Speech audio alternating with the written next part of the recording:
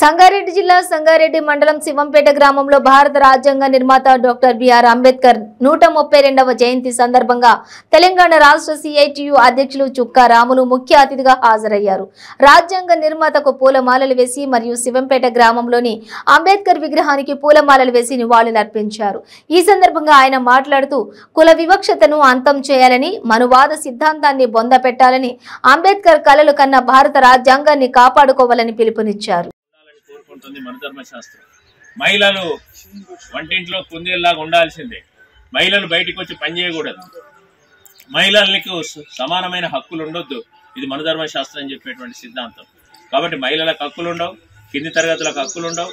కేవలం కొంతమంది అగ్రవర్ణాల యొక్క ఆధిపత్యమే ఇవాళ భారతదేశం యొక్క హిందూ సమాజం యొక్క ఆధిపత్యంగా చెప్పేది ఆర్ఎస్ఎస్, బీజేపీ. అట్లాంటిది ఆనాడు రాజ్యాంగం వస్తుంటేనే దాన్ని వ్యతిరేకించారు. ఇవాళ వాళ్ళ చేతిలోకి పరిపాలన పోయింది. ఇవాళ నరేంద్ర మోడీ ప్రధానమంత్రి అయిన తర్వాత 2014 నుంచి ఇప్పటిదాకా పరిపాలన వాళ్ళ చేతులకే పోయింది. కాబట్టి ప్రతిదీ ఇవాళ హిందూ మత భావన నుంచి, హిందూ మత ధర్మం నుంచి చూస్తున్నారు. కానీ అంబేద్కర్ దేనికోసం పోరాడాడు? ఈ కుల వ్యవస్థను పెట్టింది హిందూ ధర్మమే. ఈ రకంగా కులాలను విభజించి ఏ కులం వాడు ఆ కులంలో ఉండాలని చెప్పింది ఎవరు? హిందూ మతమే, హిందూ ధర్మమే. అందుకని హిందూ మతంలో ఉన్నంత కాలం నేను కుల నిర్మూలన చేయలేను. అందుకనే ఇక ఆయన అలసిపోయి జీవిత లాస్ట్ చరమాంకంలో అంటాం, జీవిత ఆఖరి దశలో మతాన్ని మార్చుకున్నటువంటి పరిస్థితి. ఆయన బౌద్ధ మతంలోకి వెళ్ళాడు. ఇవాళ కూడా భారతదేశంలో అంబేద్కర్ ఆలోచన విధానాన్ని ప్రచారం చేసేటువంటి వాళ్ళు ఎక్కడో కాదు, గుజరాత్ రాష్ట్రంలో గాంధీనగర్ వాళ్ళ రాష్ట్ర రాజధాని. ఇవాళ 50,000 మంది దళితులు, తర్వాత గిరిజనులు, ట్రైబల్స్ ఇవాళ మేము హిందూ మతాన్ని వదిలేస్తున్నాం, మేము బౌద్ధ మతంలో చేరుతున్నాం అని చెప్పి ఈరోజు పెద్ద ఎత్తున కూడా అక్కడ కార్యక్రమాన్ని రూపొందిస్తున్నారంటే ఇప్పటికి కూడా భారతదేశంలో మత ఆధిపత్యం అనేటువంటిది ఎట్లుంది? మనం అన్ని రకాల ఆధిపత్యాలకు వ్యతిరేకంగా కొట్లాడాలి. ఇవాళ అగ్రవర్ణ ఆధిపత్యాన్ని వ్యతిరేకిస్తున్నాం. అగ్రవర్ణ మత ఆధిపత్యాన్ని కూడా వ్యతిరేకించాల్సిన అవసరం ఉంది. పురుష ఆధిపత్యాన్ని కూడా వ్యతిరేకించాల్సిన అవసరం ఉంది.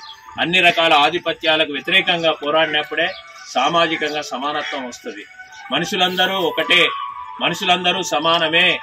వాళ్ళలో ఆ కులాన్ని బట్టి లేకపోతే వాళ్ళ యొక్క లింగాన్ని బట్టి, లింగ విభేదాలని బట్టి మనుషుల్ని వీరదేయొద్దు అనేటువంటి సిద్ధాంతాన్ని బలంగా తీసుకుపోవాల్సినటువంటి అవసరం ఉంది.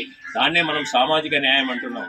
సమాజ పరంగా అందరికీ సమాన అవకాశాలు ఉండాలి అనేటువంటి ఒక గొప్ప సిద్ధాంతాన్ని మన రాజ్యాంగం ద్వారా కల్పించినటువంటి మహనీయులు డాక్టర్ బిఆర్ అంబేద్కర్ గారు.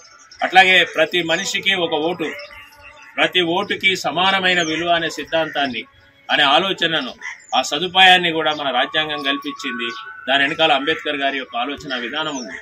ఎందుకంటే అంతకుముందు ఓటింగ్ ఉండేది బ్రిటిష్ వాడు ఉన్నప్పుడు, కానీ ఆస్తులను బట్టి ఓట్లు ఇచ్చేవాళ్ళు. ఓటు విలువ 100 ఎకరాల భూస్వామి ఉంటే 4 ఓట్లు, లేకపోతే 500 ఎకరాలు ఉంటే ఆయనకి 20 ఓట్లు. అంటే ఆయన ఒక్కడు పోయి ఓటేస్తే 20 ఓట్లతో సమానంగా లెక్క కట్టేటువంటి పద్ధతి. కానీ ఈరోజు మన రాజ్యాంగం